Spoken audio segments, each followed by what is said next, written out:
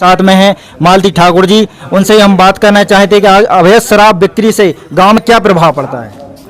अवैध शराब की बिक्री से युवा पीढ़ी का पतन होता है और घर में जो युवा भाई शराब पी कर के जाते हैं उससे बहनों के लिए भी बड़ी दिक्कत होती है।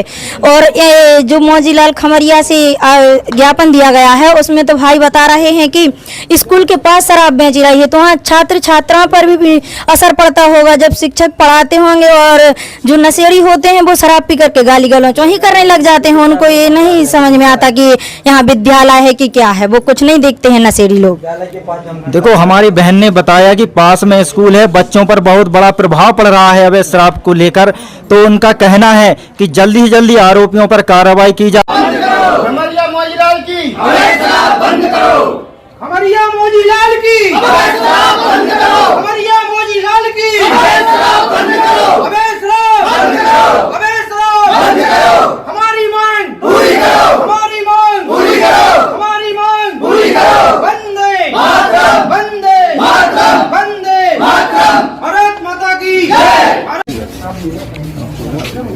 खमरिया मोजीलाल में अवैध शराब बिक रही है, काउंटर लगा के बेची जा रही है और स्कूल के पास बेची जा रही है, दो जगह बेची जा रही है। एक राजेश नाम का व्यक्ति बेच रहा है, बंटू और वीरेंद्र सिंह नाम का व्यक्ति बेच रहा है।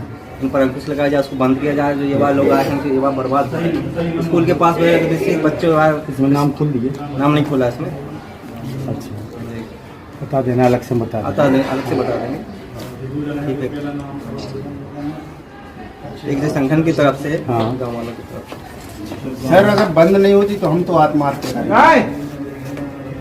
प्रक्रिया है वो पूरी की जाएगी और वरिष्ठ अधिकारियों को भिजवाया जाएगा, वरिष्ठ अधिकारियों को बताया जाएगा, उनकी पेशी में रखी जाती है कागज। ऐसा नहीं है कि कागज, क्योंकि एक बार और दे चुके हम लोग। हाँ। तो करीब 15-20 दिन रही थी, फिर चालू हो गई है। अभी अपन ने 3 साल पहले दिया। सर आप हम लोग को ये बता दीजिए कितने दिन में इसकी सुनवाई हो? 2 दिन। उसके बाद हम लोग चक्का जाम करेंगे।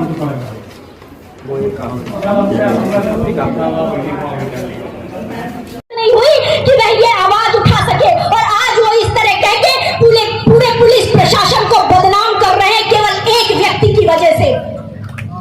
मैं आज भी उनको सचेत करना चाहती हूँ कि उनके ये कहने से कोई फर्क नहीं पड़ेगा। आज वो देख ले कि हमारे इतने सारे कर्म योद्धा यहाँ पर बैठे हुए हैं, इनके कदम कभी समाज हित में रुकेंगे नहीं।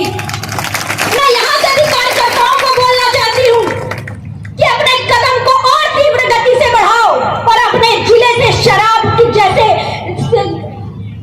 जैसे जहर का नाम और निशान मिटा दो। आप चाहो तो कुछ भी कर सकते हो और हमारे अगर इस तरह के पुलिस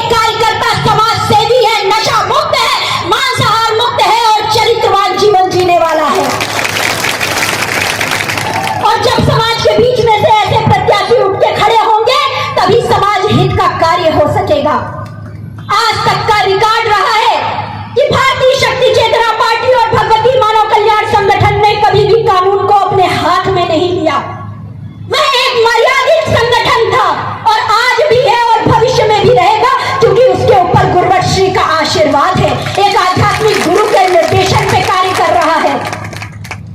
मैं यहां पर उपस्थित सभी कार्यकर्ताओं से कहना चाहती हूं कि वह ज्यादा से ज्यादा लोगों को अपने साथ जोड़ें, लोगों को समझाएं, लोगों को बताएं कि आखिर राष्ट्र नीति होती क्या है, राष्ट्रहित के लिए कार्य होते क्या हैं और किस तरह से हम लोग रात दिन एक कर रहे हैं केवल और केवल समाज हित का कार्य करने के लिए। ऐसा नहीं है। कोई भी व्यक्ति, कोई भी जिले का व्यक्ति यह नहीं कह सकता कि आज 7 जून है, आज पार्टी का स्थापना दिवस है तो पार्टी के कार्यकर्ता इकट्ठा होकर बड़ी बड़ी घोषणाएं कर रहे हैं, बड़े बड़े वादे कर रहे हैं।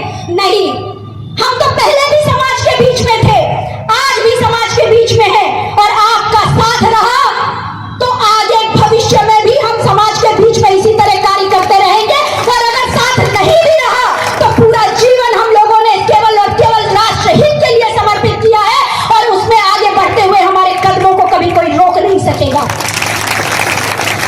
कि यह इस पार्टी के संस्थापक, संचालक हमारे परम आराध्य परमहंस योगीराज श्री शक्तिपुत्र जी महाराज हैं।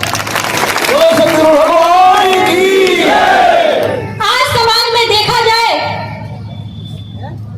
तो राजनीति भटक चुकी है, राजनेता भटक चुके हैं।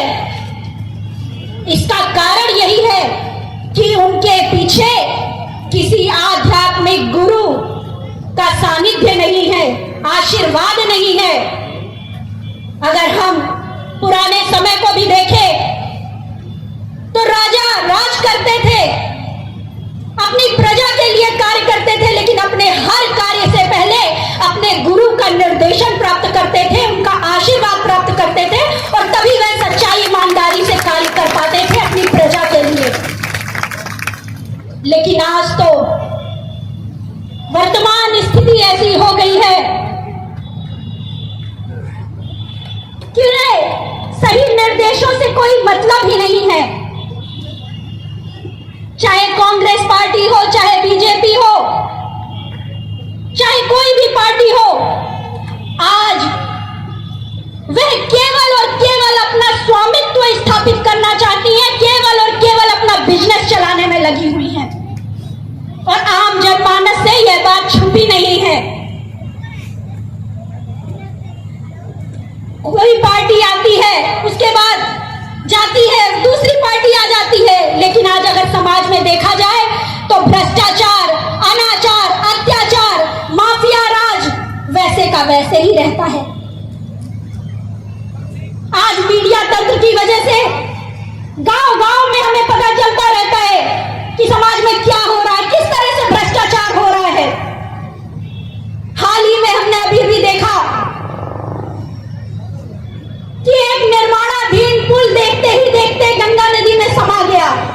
सोचिए, वह निर्माणाधीन था, अगर निर्माण हो गया होता, लोग चलने लगते और फिर गिरता तो कितने लोगों की हानि होती। लेकिन इससे कोई मतलब नहीं है राजनेताओं को। उनका एक और एक लक्ष्य है, कैसे हम अपनी पार्टी को आगे बढ़ा दे, कैसे हम अपना स्वामित्व स्थापित कर दे और कैसे हम इतिहास में अपनी जगह बना लें। इतिहास में जगह बनाना इतना आसान नहीं है। आज हम सभी यहां पर बैठे हुए हैं, सांस ले रहे हैं, जीवन जी रहे हैं स्वतंत्रता का, तो यह भी उन स्वतंत्रता संग्राम सेनानियों की वजह से है, वरना हमारे ऊपर तो एक राष्ट्रपिता का ठप्पा लगा दिया गया था। भूल गए थे हम कि हमें आजादी इतनी आसानी से प्राप्त नहीं हुई है।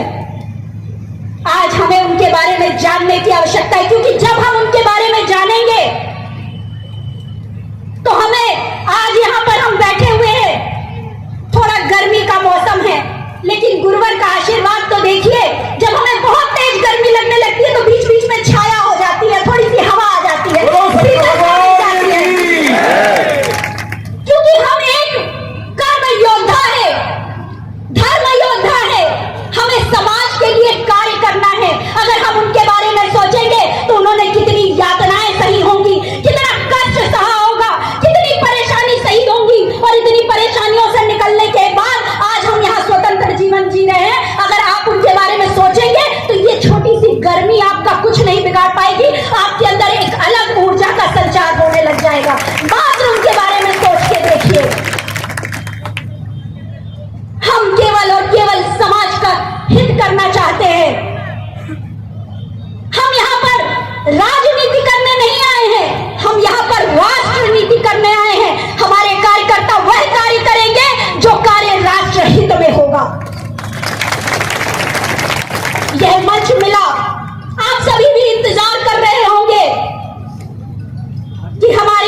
राष्ट्रीय अध्यक्ष संध्या बहन का कि उद्बोधन आप सभी को प्राप्त हो, इसके लिए थोड़ा धैर्य तो रखना पड़ेगा, इंतजार तो करना पड़ेगा। बिना कर्म के फल की प्राप्ति नहीं होती। ये कर्म है जो आप यहाँ पर बैठ के कर रहे हैं, अच्छी सोच रख रहे हैं,